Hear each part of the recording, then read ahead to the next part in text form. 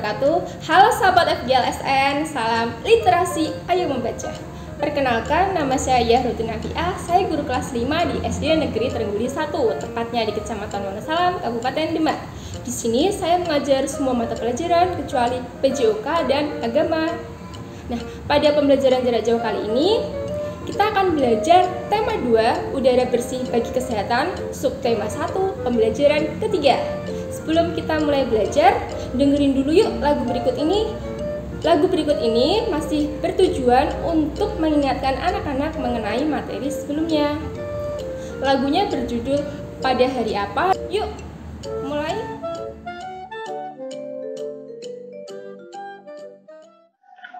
Pada hari apa ku turut siapa kemana? Naik apa istimewa, ku duduk di mana? Ku duduk samping siapa yang sedang apa?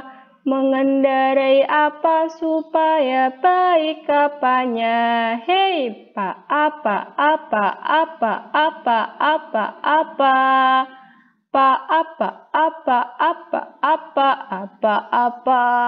Nah, anak-anak, dalam lagu Pada Hari Apa terdapat beberapa kata tanya. Ada apa, siapa, kemana, dan di mana. Tetapi kata tanya tidak hanya itu saja. Ada mengapa dan juga bagaimana. Kata tanya apa digunakan untuk menanyakan sesuatu yang berkaitan dengan isi atau inti pembahasan.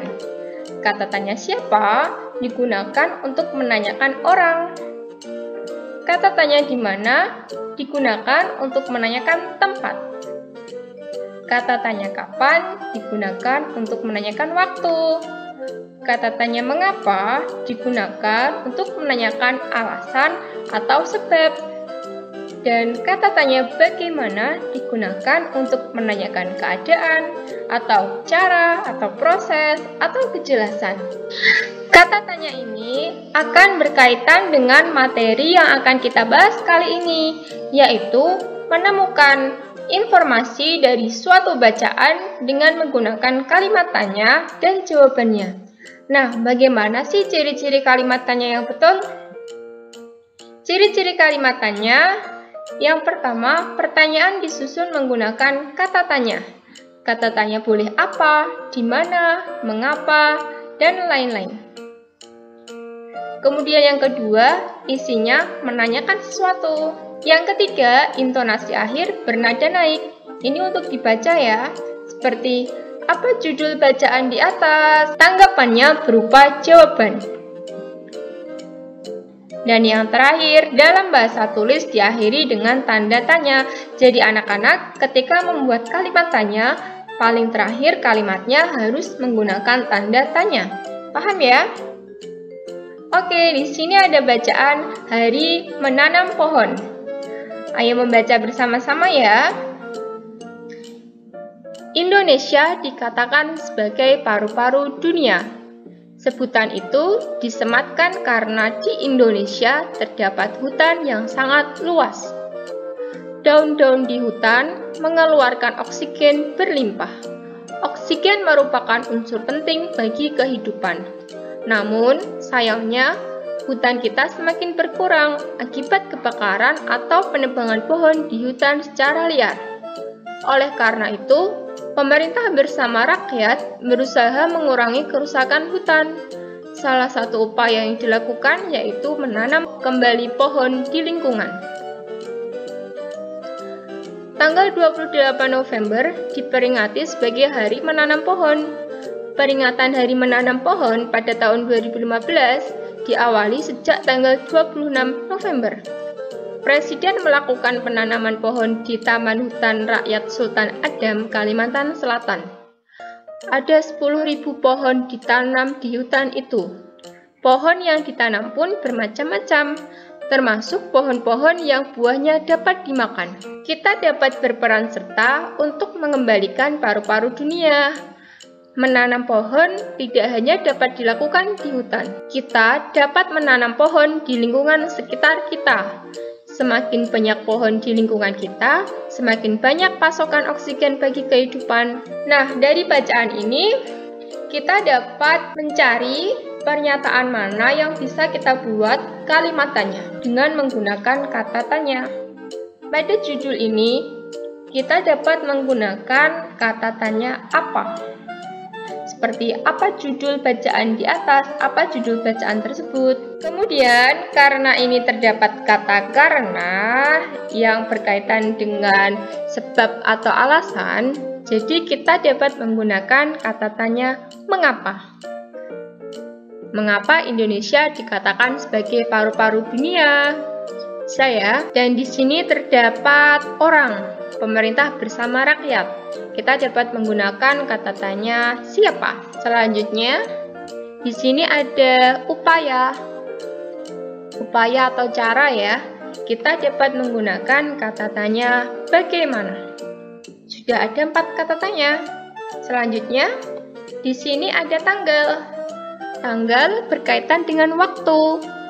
Jadi kita dapat menggunakan kata tanya kapan. Dan di sini ada tempat. Tempat kita dapat menggunakan kata tanya di mana. Langsung saja yuk kita masukkan ke dalam peta pikiran atau mind mapping. Yang pertama, apa judul bacaan tersebut? Dikasih jawaban ya, hari menanam pohon. Yang kedua, siapa yang dapat mengurangi kerusakan hutan? Pemerintah bersama rakyat. Yang ketiga, kapan diperingati Hari Menanam Pohon? 28 November. Yang keempat, di mana Presiden melakukan penanaman pohon? Di Taman Hutan Rakyat Sultan Adam, Kalimantan Selatan. Yang kelima, mengapa Indonesia dikatakan sebagai paru-paru dunia? Karena di Indonesia terdapat hutan yang sangat luas. Dan yang terakhir, bagaimana cara mengurangi kerusakan hutan? Dengan cara menanam kembali pohon di lingkungan. Anak-anak, menanam pohon adalah salah satu bentuk tanggung jawab kita. Nah, apa sih arti tanggung jawab itu sendiri? Tanggung jawab adalah kesadaran manusia akan tingkah laku dan perbuatannya, baik disengaja maupun tidak disengaja. Dan apa saja sih bentuk-bentuk tanggung jawab? Bentuk-bentuk tanggung jawab yang pertama ada tanggung jawab kepada Tuhan. Di sini ada Pak Guru, Edo, dan teman-temannya sedang melakukan ibadah sesuai ajaran agama yang dianut, yaitu melakukan sholat sesuai ajaran agama Islam. Kemudian yang kedua, tanggung jawab kepada diri sendiri. Di sini ada Nina yang sedang mengerjakan PR dari ibu guru. Nina belajar secara tekun. Itu merupakan tanggung jawab kepada diri sendiri. Dan tanggung jawab kepada keluarga. Di sini ada Pak Bani sedang bekerja secara sungguh-sungguh. Ini merupakan bentuk tanggung jawab Pak Bani kepada keluarganya.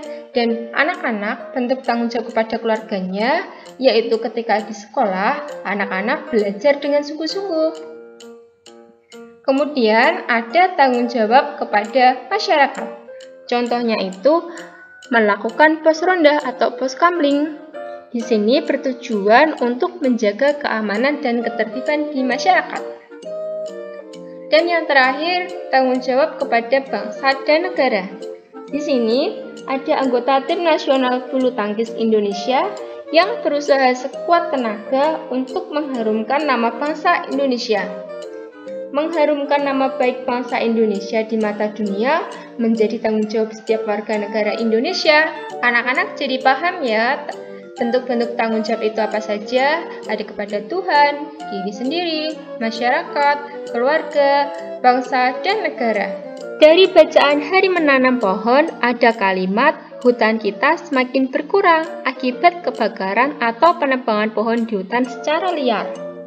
Oleh karena itu, pemerintah membuat aturan, misalnya umur pohon yang boleh ditebang dan penanaman kembali apabila pohon ditebang. Batang pohon memang mempunyai banyak kegunaan, banyak perajin yang memanfaatkannya sebagai sumber penghasilan. Selain usaha kerajinan dari kayu, masih ada jenis usaha lain. Jenis usaha ekonomi masyarakat beraneka ragam sesuai dengan kondisi geografis wilayah Indonesia. Yang pertama ini ada pertanian. Pertanian merupakan kegiatan ekonomi agraris yang melakukan kegiatan produksi dengan menggunakan tanah sebagai faktor utama. Di sini ada petani yang sedang memanen padi. Kemudian jenis usaha ekonomi yang kedua ada peternakan. Peternakan adalah kegiatan mengembangbiakan dan membudidayakan satwa ternak untuk mendapatkan manfaat dan hasil dari kegiatan itu. Di sini ada peternakan unggas, contohnya peternakan ayam. Kemudian ada perkebunan. Perkebunan merupakan usaha penanaman lahan dengan tanaman-tanaman keras. Di sini contoh perkebunannya ada perkebunan tebu. Selanjutnya ada perikanan. Perikanan merupakan kegiatan membudidayakan ikan. Di sini ada orang yang sedang memberi makan ikan. Kemudian ada kehutanan. Hutan di Indonesia sangat luas. Hasil-hasil hutan antara lain kayu, rotan, damar, dan kemanyan. Nah, di sini contoh kehutanannya ada pohon jati. Kemudian ada perindustrian. Perindustrian adalah kegiatan memproses atau mengolah bahan mentah menjadi bahan setengah jadi, atau bahan setengah jadi menjadi barang konsumsi dengan menggunakan sarana dan peralatan. Di sini ada contoh industri pakaian. Selanjutnya ada perdagangan. Perdagangan merupakan kegiatan yang bertujuan menyalurkan barang dan jasa dari produsen ke konsumen. Di sini ada penjual sedang melayani pembeli. Selanjutnya ada pertambangan. Pertambangan merupakan usaha untuk mengolah atau memanfaatkan mineral demi kesejahteraan manusia. Di sini ada pertambangan batu bara.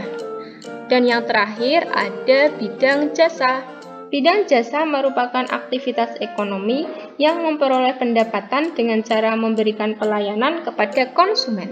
Di sini contoh bidang jasanya ada guru. Guru sedang memberikan pelayanan berupa mengajar sebuah materi kepada murid-muridnya, konsumennya murid-muridnya ya. Bidang jasa selain guru ada juga dokter. Pada pembelajaran jarak jauh kali ini kita telah belajar tentang menemukan informasi terkait bacaan dengan pertanyaan apa, siapa, di mana, kapan, mengapa, dan bagaimana, serta jawabannya, pengertian tanggung jawab, bentuk-bentuk tanggung jawab, dan jenis-jenis usaha ekonomi masyarakat. Oke, demikian penjelasan materinya. Semoga bermanfaat bagi anak-anak semua dan jangan lupa jaga kesehatan serta jangan lupa subscribe channel ini, like, komen, dan share video ini ya. Terima kasih. Salam literasi, ayo membaca. Wassalamualaikum warahmatullahi wabarakatuh.